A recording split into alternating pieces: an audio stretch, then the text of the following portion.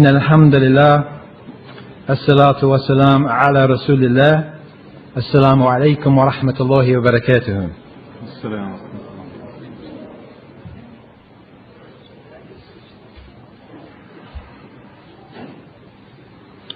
The next session, inshallah, is entitled Moral Problems of Society, Islam's Guidance for the Welfare of All. And we have Sheikh Rafil Ghafir to give this talk. And as usual, there's 1.5 hours, inshallah, assigned for this session. And if the Sheikh likes, he can spend the whole 1.5 hours, or you can write your questions, inshallah, they'll be answered either in a separate session, or if we have time, we'll take some questions during this session, inshallah. So I now hand over, inshallah, to the Sheikh. Jazakallah khairan. أعوذ بالله من الشيطان الرجيم. بسم الله الرحمن الرحيم. إن الحمد لله نحمده ونستعينه ونستغفره ونستهديه ونعوذ بالله من شرور أنفسنا ومن سيئات أعمالنا. من يهده الله فلا مضل له ومن يضلل فلا هادي له. وأشهد أن لا إله إلا الله وحده لا شريك له وأشهد أن محمدا عبده ورسوله. أما بعد، فإن أصدق الحديث كتاب الله عز وجل، وخير الهدي هدي محمد صلى الله عليه وعلى آله وسلم، وشر الأمور محدثاتها، وكل محدثة بدعة، وكل بدعة ضلالة، وكل ضلالة في النار. السلام عليكم ورحمة الله وبركاته.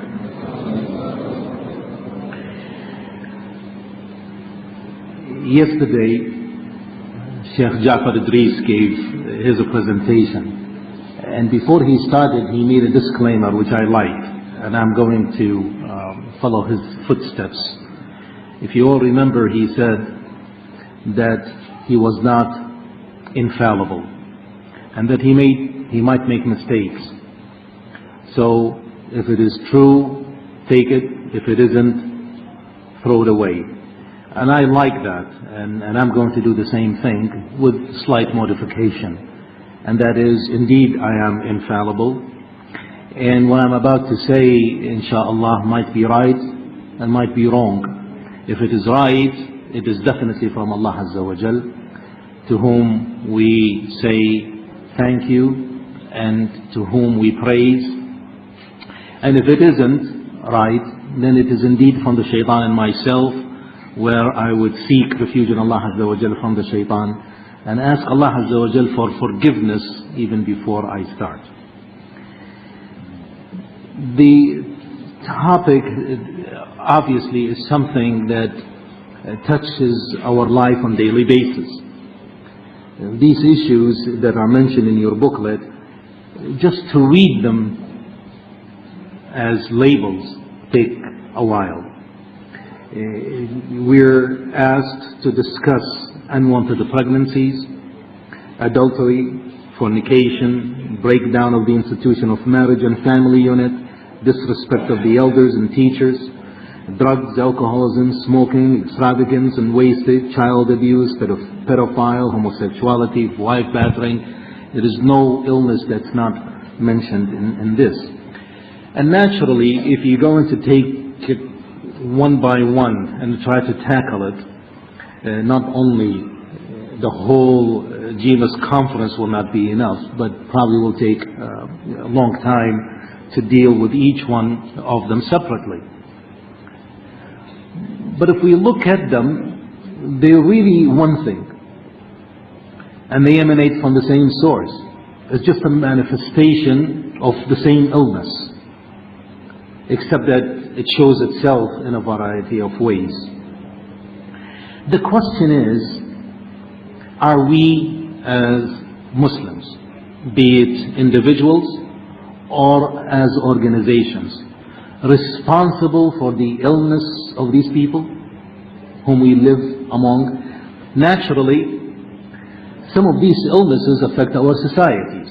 I mean, we cannot escape the fact or hide from the fact that some of us smoke, which is haram. We cannot hide the fact that some of us are extravagant in our lifestyle when we should not be. And we cannot get away from the fact that some of us are wasteful Just look around you and we see how wasteful we are. And for those of you who went to Hajj, for instance, you see how much food is wasted, especially at the day of Arafah, where people are supposedly worshipping Allah subhanahu wa ta'ala in the best time, in the best place, in the best time of the year. And yet, we waste without even thinking. Piles and piles of rice and meat just got thrown away. That's wastage. So the illnesses that we try to solve, actually, in some of them, we ourselves partake in it. How many of our men actually beat their wives? And how many abuse their children? And how many are disrespectful to themselves? Because if you don't respect yourself, you're not going to respect the others. And there's a lot of us who don't respect themselves. Disrespectful to the others, being very inconsiderate, and of course disrespectful to the elders, to the teachers, the scholars, and so on. So these illnesses are not unique to the non-Muslim society. Some of their illnesses had rubbed on us because we have lived here long enough. Unfortunately, to a certain degree or not, our values have not rubbed very well on them as much as their poor values have rubbed on us. So the question then comes, are we responsible for their ills? Are we responsible for their social problems if we consider ourselves as du'at, as da'iyah, as caller to the oneness of Allah subhanahu wa ta'ala? The answer is not that easy. The answer can be yes. Yes, we are responsible. And the answer can be no, we're not responsible. That's their problem. Which is probably the better answer of the two, to our surprise. Why do I say that?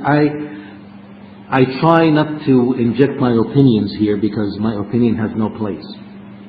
But if we look at the Quran, which is our guide, in dealing with the social problems of communities and societies who were non-Muslims. And how do you know that these societies were non-Muslims? Because they had a prophet who was sent to them.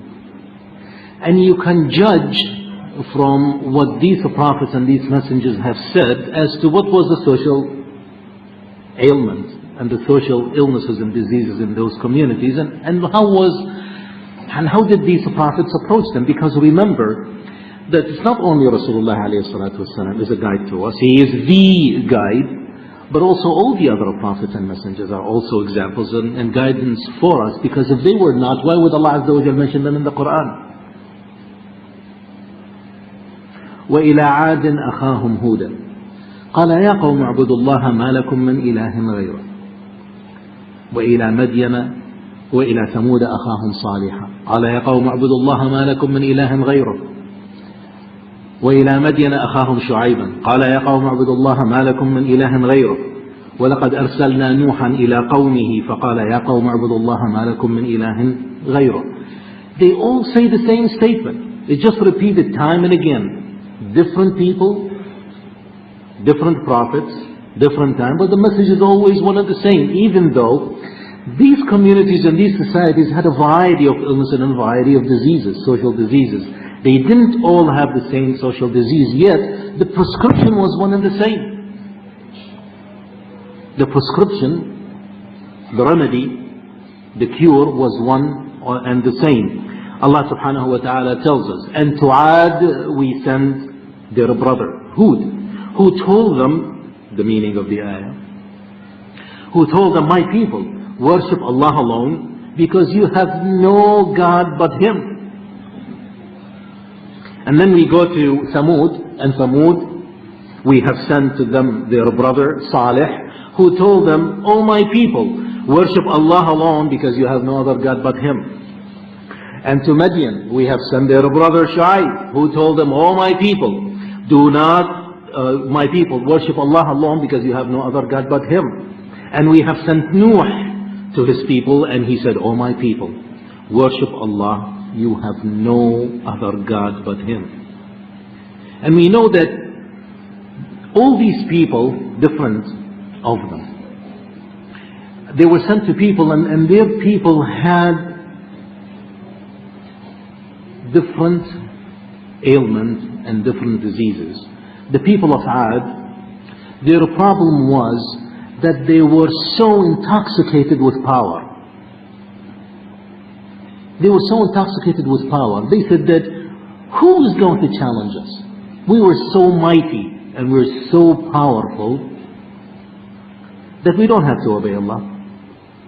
And who is Allah anyway? That was their social ailment.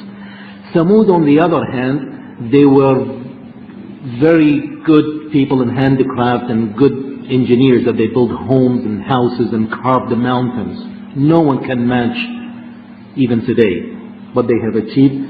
And the ruins are still in evidence in many places in the world, that you go and see how they carved their places. Not only homes, but palaces, meeting places, arenas, just carved in the stone that no power on earth today can match it. Yet Salih told them the same message that alayhi salam, the same message that Hud alayhi salam told his people. Madian, on the other hand, their social problem was that they cheated on the scale and the measure. They were cheaters. And yet, when Madian was sent to them, he told them, but when Shu'aib alayhi salam was sent to them, he told them the same message that Hud and Salih alayhim salam said. And the same thing for Nuh. The problem with the people of Nuh is that they were idolaters. They were idolaters. And he had the same thing, same message. And of course the people of Lut, who practice homosexuality, and the same message went for them. That is to tell us that if you want to solve people's problems, you do not go after the symptom. You go after the disease, the illness itself. Because what is the value of treating someone who has pneumonia where the lung is inflamed and you give them cough medicine? As a matter of fact, cough medicine is harmful under these circumstances, because you're preventing the sputum from coming out and just compounding the problem. You think that you're helping them, but you're really not.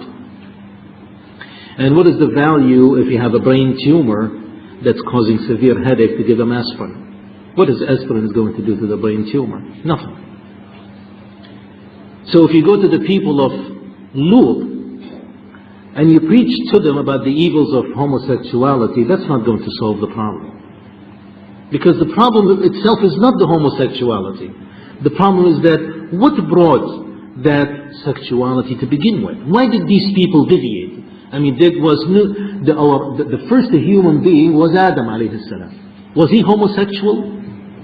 Then came his wife. Was she homosexual? Then they had their children. Were any one of them homosexual? So where did they bring this from? And why did they deviate after a while? And what made them even think of such a deviant behavior? It's a behavior that defies the norm. So for you to go and tackle only that issue without addressing the main problem, you're not going to solve it.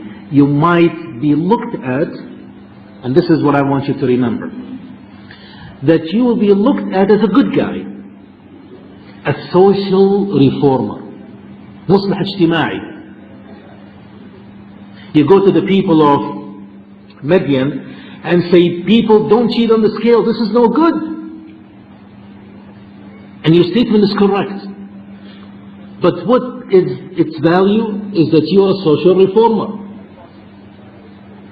And a social reformer at any given time might be accepted, but maybe a generation or two will be rejected because the norm of people will change.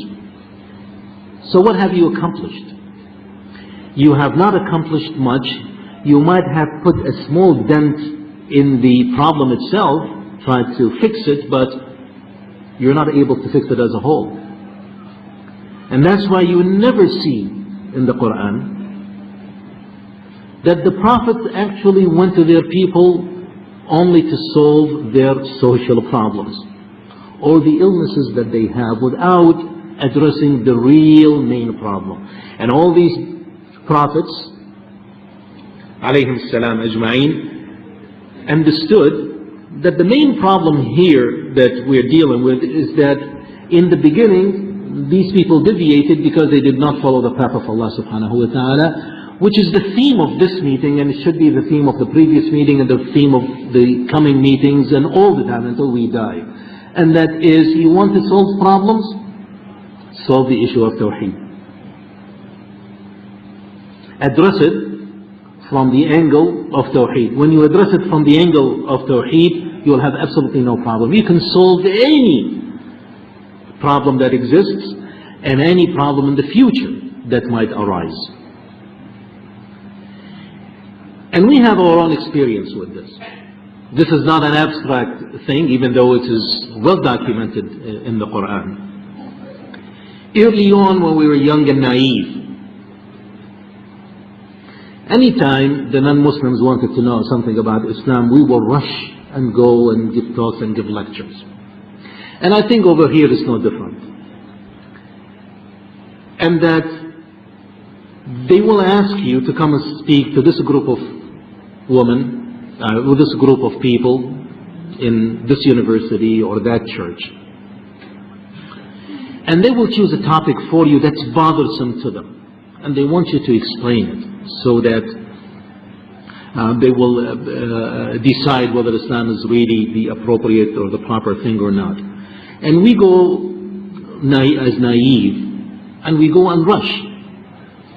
And the favorite topic that always these people would like to hear is that, I'm sure you have the same thing here, status of women in Islam. And you will see that there are books and tapes about this topic. To me, this means nothing. And it should mean nothing. Because what difference does it make if you say the status of woman is this or the status of woman is that in this religion or that religion? What are you going to say anyway? What are you going to say? Are you going to say that in Islam the typical presentation will be, oh, you see, women were oppressed before Rasulullah ﷺ, and Islam came and gave them their rights without even asking, look how great it is, and he protected them. Look, there is a whole surah in the book of Allah called the Surah of Women, and we keep on, and we think that really is a good job. And at the end, you know what happens? The question comes up. And it should come up. That, I don't really understand what you're saying. You're saying you treat the woman very well. How come that you, the men, are allowed to marry 4 women while the woman is not allowed to marry 4 men? Answer this. Answer this if you think you did a good job. How are you going to answer them? You can go hide and give around and give all sorts of... You will not be able to convince them. And they should not be convinced, because you have no convincing answer if you go from this angle. Why? Because you're a social reformer. You're not a da'iyah. You came as a social reformer. And a social reformer is that, only a social reformer. You might be able to convince the people, you might not be able to convince others, but you will not solve the problem. And alhamdulillah, it didn't take us long to realize the fault that we were doing. We will never ever talk about these issues anymore. If someone asks to come and talk about the beauty of the judicial system in Islam, as beautiful as it is, I refuse to talk about it. You come and talk to us about the family structure of Islam, perfect. I will never talk about it. It defeats the purpose. It means nothing. But what we did instead, and we still do, is that the first thing you start with is the Tawheed. You start telling these people, what does it mean, La ilaha illallah? And how does it impact afterwards? You see, La ilaha illallah is not words. Unfortunately, some of us have been raised and coached and taught, and we still are. La ilaha illallah is just words. Actually, La ilaha illallah is not words, it's action. And I don't know how many of us actually understand that, and I don't know how many of us actually teach Tawheed in a practical sense. It's not enough to say La ilaha illallah. Oh yes, I believe there is only one God. Well, so do the Jews, so do the Christians, and so many other religions. We believe in one God. Name it whatever you name it, but it's one God. But when it comes to practicality, it isn't. I understand Tawheed differently. I understand Tawheed that if Allah Azza wa Jal tells me that He is Ar-Raziq, that He is the one who provides for me. Because part of Tawheed is that we know that there are attributes that belongs to Allah Azza wa Jal to describe Him. And one of these attributes is that He's Ar-Raziq, that He is the one who provides. One will say, well, so what? Okay, I agree that He provides. But how does it impact on my life? If it doesn't impact on your life, then you really have not understood what Tawheed is all about. The way I would understand it, that impact on my life, is that since He is the one who provides for me, then it will not make any sense for me to, number one, be ungrateful to Him. If I'm to give you a present today as just a watch that I carry in my pocket is worth 10 or 20 or 50 or even 100 pounds, I would own you, practically, because if you have any decency, you will always respect me or never annoy me, because I give you a gift. You didn't ask for it, and I didn't ask for anything in return. A watch, what's the value of the watch? And yet when Allah subhanahu wa ta'ala gives us everything, we don't show the same respect and the same gratitude. Then there's a problem with our Tawheed. But what is more important is that since He is the one who provides for me, I don't have to worry about that if I close my shop and left my job to go and devote the 10-15 minutes for Salatul Dhuhr or Asr in the masjid, my provision, my sustenance is not going to decrease. How should it? Because I am worshipping Him and showing Him my gratitude. Do you think He will decrease my income? No way. But when we don't practice the Tawheed, we will say, well, if I earn $100 pounds a day over a span of 10 hours, that's 10 pounds an hour. And if I go to the masjid for 15 minutes, that's 2 pounds and 50 pennies that I will lose. Right? Right? Well, it is wrong. I mean, right by our standard, but it is wrong by the standard of Allah Azza wa Jal, because we did not understand Tawheed. Had we understood it, say the provision comes from Allah, and He had guaranteed, وَفِي السَّمَاءِ رِزْقُكُمْ وَمَا تُوعَدُونَ. He had guaranteed that in heavens is your provisions, and whatever you are promised. Our provisions had been laid down for us even before we were born. Did you all know this or not? Does anybody have any doubt that our provisions are already set? It's not going to be less, not going to be more, even before we were born, while we are in our mother's wombs. So then,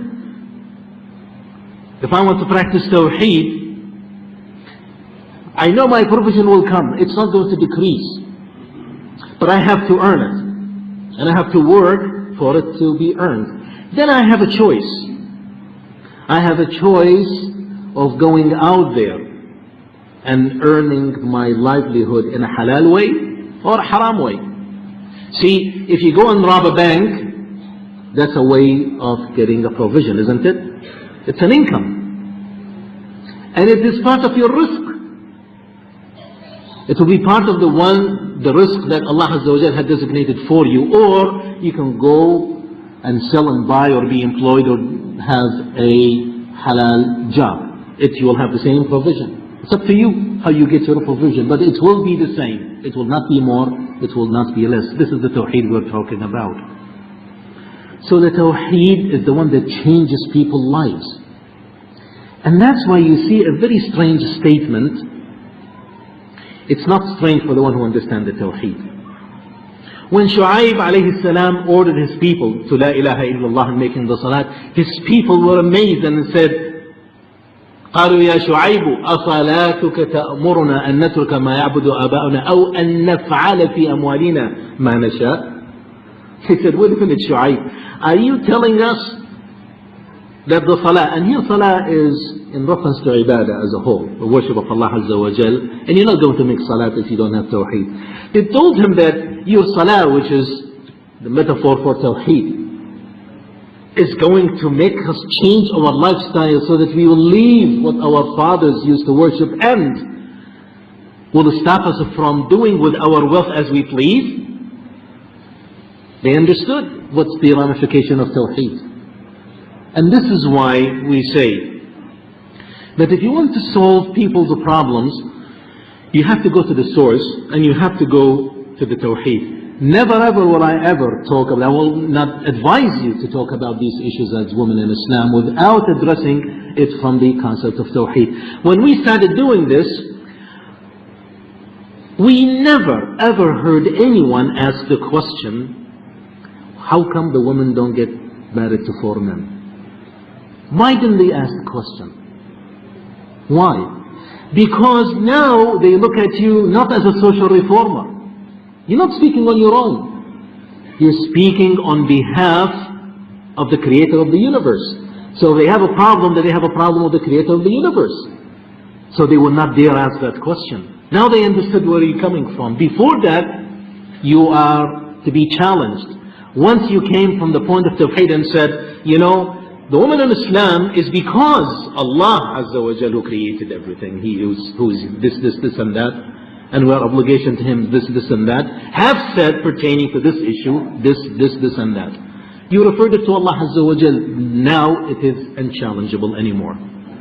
You cannot challenge it, because it's coming from a Supreme Being, who is way above and way beyond even our comprehension and our capabilities. So whatever you say then will be taken as its real value, and will not be challenged. And the same thing about the judicial system in Islam, the same thing about the family values in Islam, and so on. Last month, I was invited by a group of women who are so-called the pro-choice. Pro-choice meaning these women who advocate that the women who get pregnant have a choice of having abortion. In other words, there's nothing wrong with abortion. If they feel that they want to have abortion, they can abort at any time without any legal or spiritual or moral ramification. And I was to talk about what Islam thought about this. And you feel after a while that you're out of place. Because how can you address this issue? There were few speakers, of course, each one from different organizations, and there was this minister. A minister over there does not mean minister as in government. Minister, you see, the priest is for the Catholics and the minister for the Protestants. So there was a minister who stood up and talked about, you know, how in Christianity everything is free and we should encourage people to have their freedom of choice and this is the way it should be and so on. And after my presentation, I did when I said this is not to be done. Allah Azza wa Jalla created us for this and that.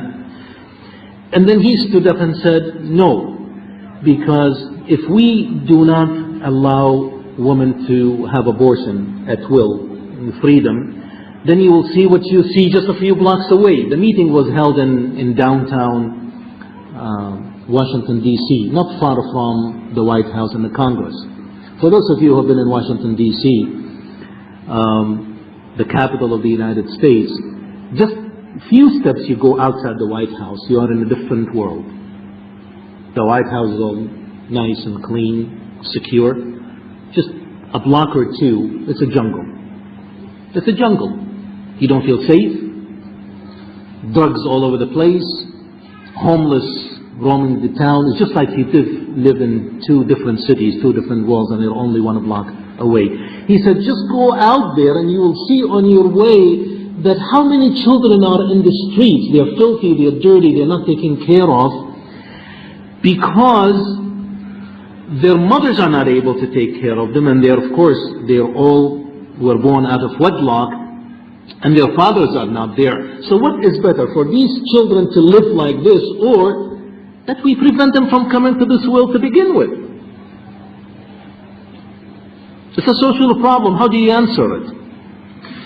Well, the easy answer is that, yeah, you're right. You know, why should we have children who might be criminals in the future? Because if you leave them out in the streets, what are they going to learn just outside the White House? or even inside the White House. It's not going to make any difference. I mean, one of the presidents did something worse. At any rate, so what are they going to learn? If we think just superficially, would like a quick fix, the aspirin for headache of the brain tumor, you say, yeah, sure, why not? But that's not really the answer. The answer is that, why are these children out there in the streets to begin with? Well, because their mothers were pregnant, okay? Why were their mothers pregnant? Come on, because, she had a relationship with a man. Well, where is the man? Well, they are not married. Okay? Why are they not married? Well, this is the norm.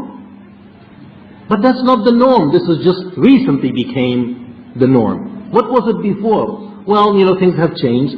So these people are not married. Well, why were not married? Because the lifestyle had changed. Well, why did the lifestyle have changed? Because their parents did not enforce the true value on them. Well, why didn't their parents enforce their true value on them? Well, before, people used to be judged by certain code of morals which are derived from a higher moral authority. Okay, how come these people are not having high moral authority? Well, they're slipping away from it. They are not going to churches anymore. Well, why are they not going to churches anymore?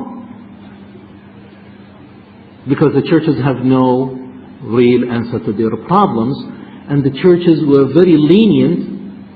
Whatever you please, do it. So we really have to be like the detectives. Take it step by step by step by step, and in the end, no matter which answer you get, you always arrive to one source, and that is, there is no high moral authority that has a jurisdiction over you to control your behavior, therefore you do whatever you please. So you start cheating, you can justify it. Everybody cheats, why shouldn't I? You look like a fool if you don't cheat in among the cheaters. That's what it appears. So I have to cheat like they do. Everybody lies, so I have to lie like them. Everybody fornicates. Are you going to tell me that I'm going to be the only saint where everybody's having a good time and having fun? Everybody drinks. I will look as an oddball if everybody is drinking and I'm not drinking. And you keep on and on. Where is that high moral authority? The book of Allah subhanahu wa ta'ala. How many ayahs in the book of Allah Azza wa Jalla? I always ask questions not to ask the answer, just to keep you awake. How many ayahs do we have in the books of Allah Azza wa Jalla? You raised your hand. Yes, you. Jazakallahu khairan. Over 6,000. Out of these 6,000, there are 200 plus ayat which deals with al-ahkam. The do's and the don'ts, and what will be the reward and what will be the punishment for this and that. 200 of them. And these, deal with the marriage, deal with the selling and buying, dealing how you treat your wife, and you deal with your children, how to treat the orphans. These called ayatul ahkam. And when you look at these ayatul ahkam, you see them invariably, all of them. Either starts with, or in the middle, or in the end, you have the element of taqwallah, ittaqullah. The judge in all these elements of ahkam is taqwallah. Taqwa, the fear and being conscious of Allah subhanahu wa ta'ala. That is the guide, because if you're going to enforce it with police, there will not be enough policemen on earth to guide. How are you going to guide against a man abusing his wife? How can you do that? You're going to put a policeman in every bedroom in every person's house? And who is going to look on the one who is guarding your home? It's impossible. So what is the system that Allah Azza wa Jal had designed? Is the system of taqwa. You be your own policeman. What is the punishment for the one who abuses his wife? If someone is caught abusing his wife, what is the punishment in Islam? Tell me. Those of you who memorize the Quran. What is it? None. There is none in the Quran. It doesn't tell us what to do. What is the punishment for the one who abuses and misappropriates the fund of the orphan whom you are entrusted with? Nothing. Doesn't say. Doesn't tell that you have to be in jail, prison. It doesn't say that you have to be lashed.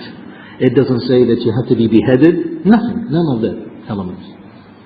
But what there is taqwallah. Taqwallah, which means that Allah is watching you. You think you can get away with it? Try.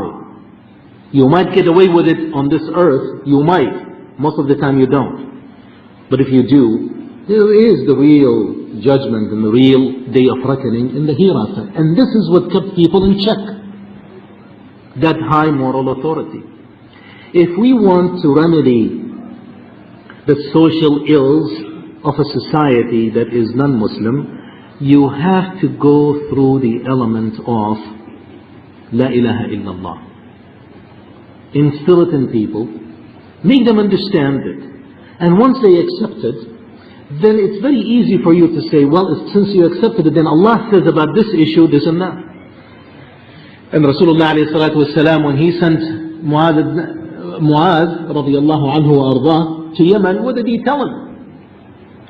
In sequence. He did not tell him, as soon as you go there, tell them, oh you men, you are allowed to marry 4 women. He didn't say that.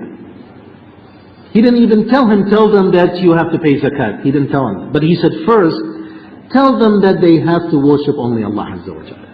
And once they accept it, and they had no problem with it, then you tell them, you have to translate this into action. It's not enough to have it as words.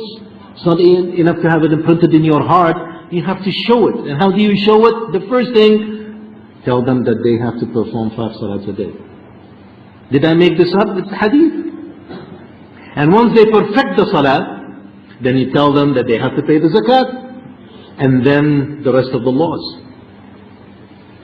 We don't start right away with telling the people how we treat our women in Islam, and they don't even know what Islam is all about.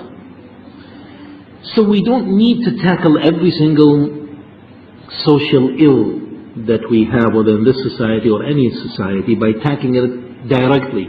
You have to go not really around it, at it, face to face, but addressing the real issue. Why did it end up like this? Why would a father sexually abuse his children? It's sick. It is sick. But why did it happen? You know, you don't see a normal person doing everything right by the book one day, and the next day changes, become someone who abused children. It just does not happen. It's impossible. Have you seen, is it possible that this beautiful group here, today they are here, that tomorrow you see one of them in a bar drinking? Can you imagine? I venture to say it's impossible. It will never happen. Maybe a year from now, maybe, but not overnight. So what will happen then over a span of a year or a month or 2 years that will make this beautiful person here listening to the words of Allah Azza wa Jal, devout, leaving all the pleasure of the world, listening to me, that a year from now he goes to drink because some influences, some weakness in the faith. How do you bring them back? You close the bars? You blow up the bars? That's not the solution. You tell them how bad physically liquor is on you? That's not going to be the solution, because I can find other reason to tell you that these intoxicants have benefits to you or for you. So that's not going to be a solution. The solution is taqwa Allah subhanahu wa ta'ala. Allah Azza wa Jal is the creator. We need to worship Him alone, and He said, do this and don't do that. In other words, we really have to tackle the illness, not the symptom. And the illness of the ills of the society, the origin illness, is the lack of tawheed, lack of acceptance of a higher moral authority, that is Allah subhanahu wa ta'ala. And unless we tell people where that high moral authority is, then anything else we do will be meaningless. How many of you know who Thomas Edison is? Have you heard of a character by the... Yes, who is he? Who was he? Just raise your voice, I can't hear you. He invented the telephone. No, you're far off. Come on. You can do better than that. Yes. Light bulb. Thomas Edison is the one who invented the light bulb. When he died, he had literally hundreds, if not thousands, of inventions that are patented in his name. You know, patent, that means it's registered in his name. No one else can use it. He invented the light bulb. And then he had a laboratory. And in the laboratory he employed people. And the condition was that every employee will have to invent X number of new inventions a week. And if he does not invent a new invention in his laboratory, he's out. Now how can you invent new things? You really don't. All of it is derived from the bulb. You know, the light bulb, look of how many things that were invented after the light bulb, which takes the principle formula actually from the light bulb. That's the origin of things. And you can extrapolate things until eternity. So many things that we enjoy nowadays came only from that bulb. Even though it came at the hands of different people, not Thomas Edison, but everything falls to the ingratitude to Thomas Edison for inventing that light bulb from which things have derived. I liken this, of course, وَلِلَّهِ عَزَّ وَجَلَّ الْمَثَلُ الْأَعْلَى, that the Tawheed is the origin of things. Once you master it, there is no end to the beauty that you can enjoy in this life, which are derived from the Tawheed. All our illnesses, all our problems, all our anxieties will be solved with that original bulb, light bulb, which is the Tawheed. However, when we look in the seerah, in the hadith of Rasulullah alayhi salatu wasalam, we see something like this. عن البشير بن النعمان عن النعمان بن بشير رضي الله عنه وأرضاه قال رسول الله صلى الله عليه وعلى آله وسلم: مثل القائم على حدود الله والمدهن فيها كمثل قوم استهموا على سفينة فأصاب بعضهم أعلاها وأصاب بعضهم أسفلها فكان الذين في أسفلها إذا أرادوا أن يستقوا مروا على من فوقهم فآذوهم فقالوا لو أنا خرقنا في نصيبنا خرقا ولم نؤذي من فوقنا فإن تركوهم وما أرادوا غرقوا وغرقوا جميعا وإن ضربوا على أيديهم نجوا ونجوا جميعا بأبي أنت وأمي يا رسول الله. Rasulullah alayhi salatu wasalam said in a hadith, which means the example of those who guard the boundaries of Allah and those who violate it is the example of a group of people who wanted to cross a river. So they boarded a ship. And the ship, as you know, usually has two decks, upper deck and lower deck. And they casted lots. So some of them, their lot was to stay in the upper deck, and some of them, their lot was to stay in the lower deck. And the ship sailed. The people in the lower deck, as they wanted to drink water, they will go up, lower their buckets into the river, and bring the water. And every time they go up, they will disturb the people upstairs. You know, the noise, splashing of water. And out of their concern, the people on the lower deck said, well, you know, we're really bothering the people on the upper deck. And we don't want to bother them. What if we dig a hole in our ship? Dig a hole in the bottom of the ship, and we take the water so that we will not bother the people on the upper deck. Make sense? Make sense? Yes, it does. You don't want to disturb the others. Rasulullah ﷺ says, What means, if they left them, if the people in the upper deck left the people in lower deck to do what they plan to do, they will drown and everyone will drown. But if they stop them, they will save themselves and everybody will be saved. This hadith usually is given in the subject of al-amr bil-ma'ruf and nahy anil munkar, which is to enjoin that which is good and forbid that which is evil. A Muslim is to enjoin everything that's good. We support it, we are part of it. If it's not there, we will initiate it, and if it's already there, we will be behind it. Whatever it takes, that's enjoining ma'ruf. But if we see evil, we stop it, we prevent it, we change it. The same way like these two people of the deck on the ship.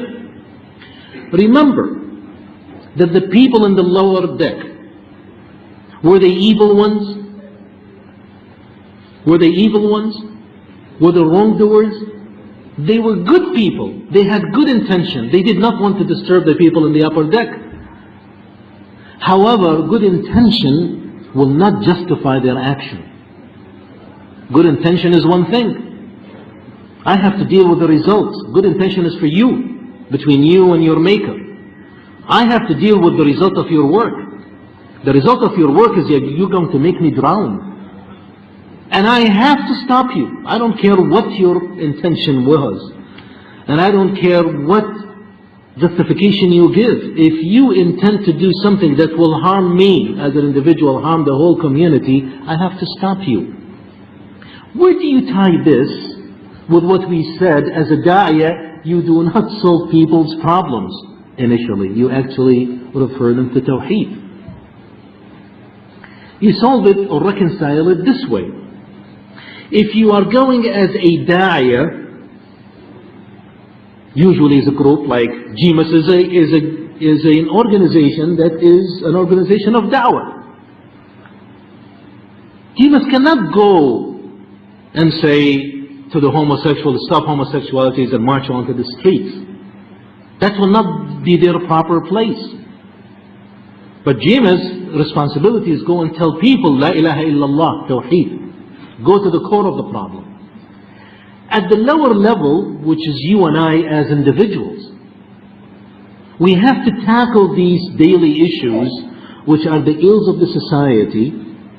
Yes, still through the process of tawheed, but actually also tackling the issue itself. Sometimes even without tawheed, sometimes. But in general, the bigger umbrella, the bigger da'wah has to be from La ilaha illallah. The smaller level, our day-to-day basis, we have to deal with these issues. If I see my neighbor cheating in any form or shape, I have to say, shame on you. Shame on you. You cheat? How would you like somebody cheats you? You tackle the issue. But this was on an individual level. But if you were to give a lecture to a group of people, you don't say, all people don't cheat. You're a social reformer now.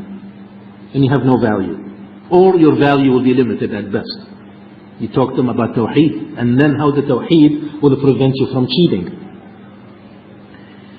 So while we are ordered to enjoin that which is good and forbid that which is evil, there are also the bigger element of the element of tawheed. Now, how do we manifest all this in ourselves? We have to be at definitely a different level than the average citizen. We cannot be an average citizen. If you want to propagate the cause of Allah subhanahu wa ta'ala, if you want to change this society towards the betterment,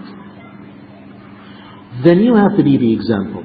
And the example is, it is not enough anymore for us the Muslims to be good. Good is not good enough anymore. For me to be good is not good enough anymore. You have to be excellent. There is a far great difference between good and excellent. There is a far great difference between a muhsin and a mu'min, and there's a great difference between a mu'min and a Muslim. A Muslim is your grade 1, and as you graduate and grow up in your commitment to this deen, you become a mu'min, and as you become near perfection, you become a muhsin. And there's a great difference between all these levels. And the same thing, we definitely cannot be bad. We definitely cannot be average. We are no good being only good. The only way we'll be able to strive, the only way we'll be able to serve our deen and serve those poor people around us, to save them out of the misery that they live in and they think they live in luxury, is for us to be excellent. Excellent in our work, excellent in our honesty, excellent in our speech, excellent in our behavior, excellent in treating our families, excellent in our education. Nothing should be left to be less than excellent. And excellence is what Rasulullah alayhi salatu wasalam taught us. For 40 years, Rasulullah alayhi salatu wasalam was as good and excellent as no one else can match him. And yet, Allah subhanahu wa ta'ala never commissioned him to be the Prophet. Was Rasulullah alayhi salatu wasalam less perfect at age 30 than age 40? Did he still have some faults that he had to rectify? That Allah Azza wa Jal let him wait until he was age 40 and then said, now you are commissioned? For 40 years, Allah Azza wa Jal wanted Rasulullah alayhi salatu wasalam to be established as the reference for everything that is excellent. He had to be, because if he was good, he would not have made it. There were many good people. If he was bad, forget it. The only chance of him making it, that he had to be excellent. And in order to prove excellence, you need time. Time for people to get to know you, for people get to be acquainted with you. And it took 40 years in the case of Rasulullah ﷺ to be established. And that's why when finally the message came to him, his enemies could not refute him. It was so difficult for them. How could they? They call him a liar? They cannot do that. They called him possessed by demons? They could not have done that. They knew it was a lie and it was a fabrication. Why? Because he got established. And for us to go and say to people, come to Tawheed and come to Islam, and our character is shaky, you will not be able to make it. We have to build our own character to be more influential. If I'm a bum, if I don't have good grades in school, and I don't attend the classes which I'm supposed to, and then I go to people, oh come, Islam is so beautiful. Well, if Islam is so beautiful, how come it's not reflected on you? How come it's not reflected on you to make you look beautiful? You look ugly when you do not do your job properly. Or when you are an employee, you come 5 or 10 minutes late and leave half an hour early, and half the time you spend it drinking coffee and on the phone or reading a newspaper. You are in no position to call people to Islam and tell them that Islam is beautiful, because if it is really beautiful, it should have rubbed on you and make you look good and not a cheater. We have a big responsibility to solve these people's ills. And these people's ills are not only their own, it is mine too. Because think of it, those who are child molesters, which is one of the social ills of this community, the non-Muslim communities, would it affect me? You better believe it would. Where is he going to get his victims from? Do you think he's going to go in the street and check with the children, say, oh, do you belong to a Christian family? I'll molest you. You belong to a Muslim family, I'll leave you alone? He will pick any child, my child and yours. So it will affect me sooner or later. Those who have AIDS because of their homosexuality and drug use and whatnot will affect me if it had not already did not. These people are in the public schools as teachers. What do you think they will teach my child or yours? They'll teach them morality? They'll teach them what is right and what is wrong? Or will they teach them the deviant way of life? So we are the sufferers too. So it is in our best interest that we correct this. But we have to correct it in the proper way. In September, don't worry, not September 2001. In September 1995, big event took place, and many Muslims to this date are not aware of it. A conference was held in Beijing, China, under the auspices of the United Nations. And the title of it was Women. It was an international women conference which is held every 10 years in different continent. And that conference title was Women Empowerment and Development.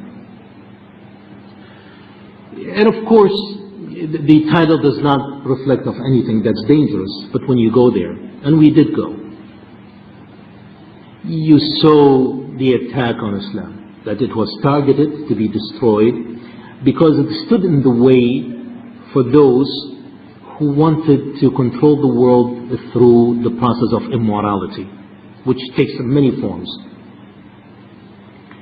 And we tried our best to refute and present Islam in the best way. I'm telling you all this to tell you what I want to pass on to you. In two separate occasions, two separate sisters stood up and gave lectures about what Islam really is. Did a wonderful, magnificent job. And in both places, 2 different days, 2 different places, 2 different audiences, I heard the same event took place after the lecture, word for word, which was mind-boggling for me, but it was an eye-opener too. In both places, in the first one, a woman from Belgium stood up, and in the second one, a woman from Britain stood up. And they both said exactly the same word. They said, you know, we hear you. They were addressing the lecturer. We hear you talk about Islam and how beautiful it is. How beautiful it is. But when I look at you Muslims, I'm horrified. When I look at you Muslims, I am horrified. I think the message is very clear. I think the message is very clear. Islam is beautiful. It's not ugly. It is we who are ugly, and we rub it on our deen. Unless we beautify ourselves in the process of our deen, we will not be able to convince people. Haven't you heard about the story of a man, true, who was holding a glass of wine in a pub, and he was ridiculing a Christian, telling him how ridiculous his religion is and how Islam is beautiful, with a glass of wine in his hand. Tell me, who would believe this man? We have to show ourselves in the best way we should, not as a show, but in reality. In other words, we have to have misdaqiyah. We have to have truthfulness in us. The same way as Shu'aib said to his people, وَمَا أُرِيدُ أَنْ أُخَالِفَكُمْ لِمَا أَنْهَاكُمْ عَنْهُ. I do not want to preach to you something, but I do the opposite. I tell you, be good to your wives, and I beat up on my wife. I tell you, don't cheat on the scale and the measure, and I'm the first one who cheats. And I tell you, be hard workers, and I'm the first one who's lazy and live on welfare. Cannot make it. There's no way. We have to have that in ourselves, and also we have to establish our products, because it's not enough that we show that ourselves. Is the product of this. How do we translate this to a bigger form? It's through our institutions. Our institutions have to be reflective of us. We have to have our own schools which will graduate children. Not only are they good, they have to be excellent in their studies, but also excellent in their morals, excellent in their commitment, excellent in caring for the ills of the society and the community. We have to improve on our masajid, the way it's run and what we teach in it, and also their physical appearance. Its physical appearance, its cleanliness, the way it looks inside and outside. We have to have our own institutions of hospitals and clinics to show the people what a Muslim doctor can do and what a Muslim nurse, male or female, can do. we have to establish and support the charitable organization which really cares about those who are in need, be it Muslims, which is our top priority, or non-Muslims as a way of da'wah. All these we have to keep in mind. And if I am to leave you after all this for the past hour with only one thing, I just want you to leave with this, that as a group we solve all the social ills which are outlined in your brochures through the process of Tawheed. As individuals, we still use the process of Tawheed, but also on our own behavior, being the best example. أقول قولي هذا واستغفر الله العلي العظيم لي ولكم ولسائر المسلمين والسلام عليكم ورحمة الله.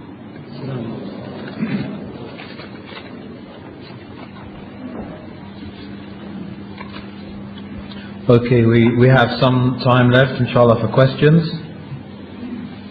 Please write the questions down and submit them by paper, inshallah. And remembering that if you have a question, you should still leave it in the box that's around here somewhere. There is a separate session for questions and answers. This question, first one, is if we are talking to a person who does not believe in God at all, then how can we say this? For example, women's rights is the commandment of Allah, and they use this argument that God is unfair to women, that's why we don't believe in God. I think I already answered that. You have the wrong approach. You approach it wrongly. You keep emphasizing on the one that you don't even talk about women or men or children. I mean, this is all his immaterial, has no value. This man has a bigger problem. This person has a bigger problem. You have to tackle his major problem. Yeah, he has to understand that there is only one deity worthy of worship. Once you succeed, then you can address these things. But if you have not succeeded, you never go to the next step. Never. It makes no difference. You'll be wasting your time and his too. Do we have to enjoin the good and forbid the evil in this society amongst the non-Muslims? Is it an obligation? Yes, absolutely, positively, no two way about it. We do not have double standard. We do not have double standard. If I'm to be truthful with you, I have to be truthful with the non-Muslims. Our deen tells us like this. Anyone who thinks otherwise, let him seek guidance from Allah Azza wa Jalla, because that's not our deen. We do not have double standard. There's a question clarifying about, you mentioned Adam alayhi salam. How did Adam's children propagate? If was this incest? Yes, this was done only one time. Allah subhanahu wa ta'ala had given permission that every time that Adam alayhi salam and his wife had children, they were twins. There'll be one boy and one girl. So the next time they have one boy and one girl, then the boy will marry the first girl and vice versa. But once that first generation got established, no more incest. With respect to abortion, if a woman has been raped, for example, some women in Bosnia, what is the situation with respect to that? That is left to the scholars, and in this particular case, the scholars have decreed that women are free. If they want to have abortion, then they are free to do so. If they want to keep their children, then they are free to do so, because this is a very unusual circumstance. In cases of rape, some of the scholars had given permission for abortion, but also some scholars will not agree to it. So it has to be weighed on a case-by-case basis. What are the circumstances? What are the ramifications? But there is plenty of room for discussion in this, and there is no one set decision about this. But it is sufficient to say that this might be one of the situations in which abortion is permitted.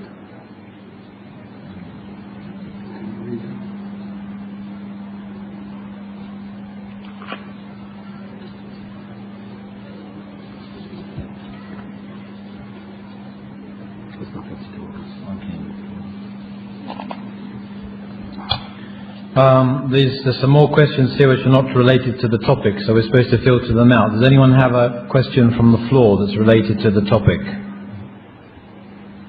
Otherwise, you can submit the questions on papers. The sisters should write their questions down, and there will be a separate session, inshallah, for questions and answers.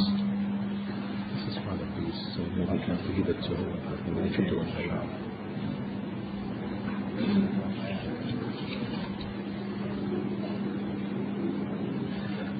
This question is, please could you advise us on how to deal with the issue of sex education of our children? The government of this country have introduced this teaching at school, and most of our children are in non-Muslim schools, and we're very short of Islamic schools. So how do we deal with this problem? This is part of the problem that I alluded to, and that is we have to have our own institutions. We have to have our own schools, we have to have our own clinics, we have to have our own charitable organizations and so on. And unless we establish those, we are going to be faced with this problem. I don't know what the system is, so I really cannot answer your question directly, but I can tell you what we did in our area. When we looked at the social study book, we found that was taught in the public school, we found there was a lot of errors in presenting Islam and Muslims. Now, how do you deal with it? You know, living in a so-called democratic society, we took it up with the school superintendent. We made a request, we met with him, and we brought this to his attention, that these were errors and misrepresents Islam. And his answer was, well, show me where the errors are, and let's discuss it. And gave us the books of social studies, and we went over it page by page. And we outlined the objectionable things, gave it back to him. All these were changed, and he went a step further. He felt that the reason this had happened is because of an awareness of the school system of Islam. So he did something unique. He asked us, as a masjid, as a society, to help him out make a half-an-hour videotape, which outlines Islam and what it's all about and its tenets and so on, which we did. Then he made it mandatory in the beginning of every year for all the teachers to review this video before they are allowed to teach the subject of social studies. So there is room. But there is also the other way, is that you and I sit here and curse and say, these wicked people, how come they do this, and we don't do anything about that. Take advantage of the system that you have and do it in the reasonable and the sensible way, as we did. It might not, the system here might be different, but I doubt it. Take it up with the superintendent and object. And look at the sex education. If it is proper, support it. If it's improper, give them alternative. You can't say, no, we cannot accept it and walk away. Give them alternatives. What is your alternative for this? Of course we have alternative. And if you don't do it, and you should not do it as an individual, you should do it as an organization. An individual does not count. But as an organization that represents a group of you, it will have weight. I did not go there as an individual, I went there as a president of our community. And the response was positive. And it should be the way. So my answer to you is that go to those who are in charge of this. First of all, understand what the system is. What are being taught? Just because you heard sex education, you think it's all wrong, and you jump and you go there, you don't even know what is being taught, make you look like a fool. First of all, see what was taught and what are the items that you're objecting to, and give them an alternative. And inshallah, things will work out. Allah Azza wa Jal will make it easy for you, no doubt.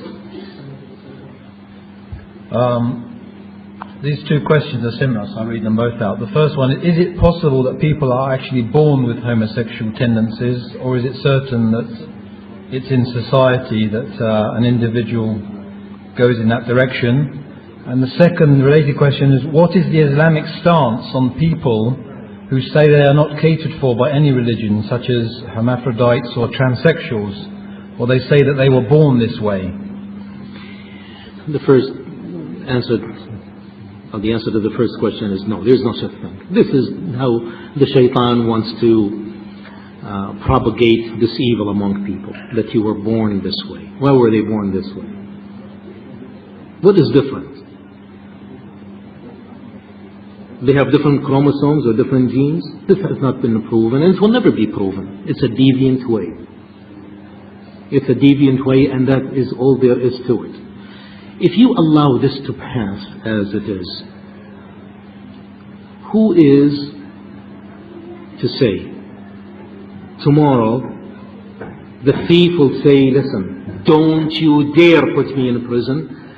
I was born this way. You're going to chastise me because I was born this way? I was born as a thief. It's in my genes. The rapist, hey, don't put me in a prison. It's not my fault. I wanted to be decent, but my genes took over me, and it made me do it. There is no end to this. We're not going to buy this argument, find a better answer. The answer is no, no, no, and absolutely, positively no. And I don't care what they write in the medical and non-medical journals. It's all false. It's all fabricated. Read it. You will see the fabrication in it. And it's shameful that some of the journals will even print such a thing, which is all lies and fabrications. The second is that our religion answers and has ways of dealing with all the possibilities of the defects in births, including the hermaphrodites and so on. It is in the books of fiqh. So those people who say that where do they belong, you read in the books of fiqh and it tells you in detail how you deal with them. So that statement that there is no religion that caters to them is not true. Islam does. Some brothers will argue that you have to be an alim before you give the da'wah, or to enjoin good or forbid bad. What is the level of knowledge required, or does knowledge of the subject being discussed in particular is significant? How much time do I have? 15 minutes. I have 15 minutes? Yeah. Okay, then I have enough time to address this. This is a good question, and it's important. The reason I ask, because either I do it totally or don't do it. قوله عز وجل يا أيها الذين آمنوا لما تقولون ما لا تفعلون أحكمت هذا؟ قال لا. قال فما الحرف الثالث؟ قال قول العبد الصالح وما أريد أن أخالفكم إلى ما أنهاكم عنه. أحكمت هذا؟ قال لا. قال فابدأ بنفسك إذن. هذه وردت في كتاب ابن كثير في تفسير سورة البقرة. A man came to Ibn Abbas رضي الله عنهما and said, Ibn Abbas, I want to go out and enjoin ma'roof and forbid munkar. Ibn Abbas is wise. He said, do you think you have reached this level? The man said, well, I hope. He said, well, if you feel secure from not being held to account by 3 ayat in the books of Allah, from the book of Allah Azza wa Jal, then go ahead and do it. He said, what are these 3 ayat? He said the first one is what Allah subhanahu wa ta'ala said in Surah Al-Baqarah, أَتَأْمُرَنَ النَّاسَ بِالْبِرِّ وَتَنْهَوْنَ أَنفُسَكُمْ. That do you order people to do that which is good and forget your own selves? Did you practice this? The man said, no. He said, then what is the second one? He said, what Allah subhanahu wa ta'ala said in Surah Al-Saf, يَا أَيُّهَا الَّذِينَ آمَنُوا لِمَ تَقُولُونَ مَا لَا تَفْعَلُونَ. O you who believe, why do you say that which you do not practice? Do you practice this? The man said, no.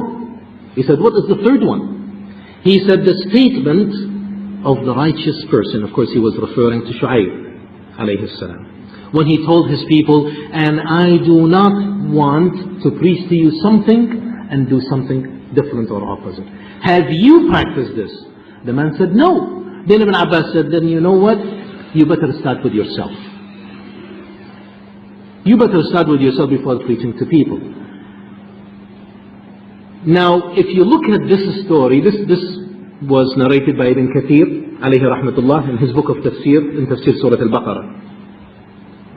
When you look at this story on the surface, it tells you that you really should not preach to people unless you have attained certain level, which is true. But what it is saying is that you are not going to be effective and influential until you have some basic elements, and one of them is that whatever you're going to preach to people, you have practiced it yourself. And you know, the best and the most influential preacher throughout history was Rasulullah ﷺ. He never preached anything without him practicing it first. He never forbade anything except that he was the first one to abstain from it. And that's why he was influential and effective in his da'wah. No one can challenge him. But when the imam stands on the pulpit and say, people, shame on you beating on your wives, and you look at it, his wife, and she's got bruises here and lumps here, and every day she's in the emergency room being treated for trauma, how am I going to believe him? But should he not say that? Here is the question. He should say it. He should say it, because that's the truth. He's not lying. He's telling the people, don't beat your wives. It's shameful to beat your wives. Rasulullah never beat any woman, let alone his wives. It's shameful for a man to lay his hand on his wife. It's not manly. It is not honorable. He has to say this even though he violates it. But he's not going to be influential. So the answer to this question is that no, you don't have to be a scholar to go and preach to people.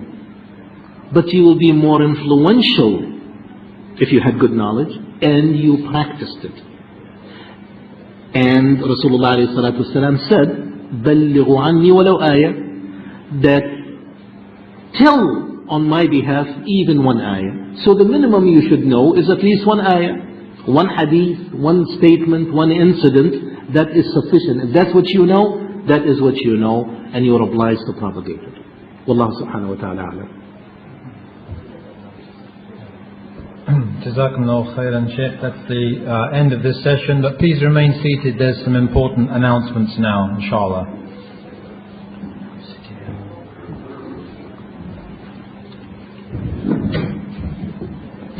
Assalamu alaikum wa rahmatullah. This might be a bit confusing, but we need to pay attention because the program has changed due to some practical difficulties in getting the food.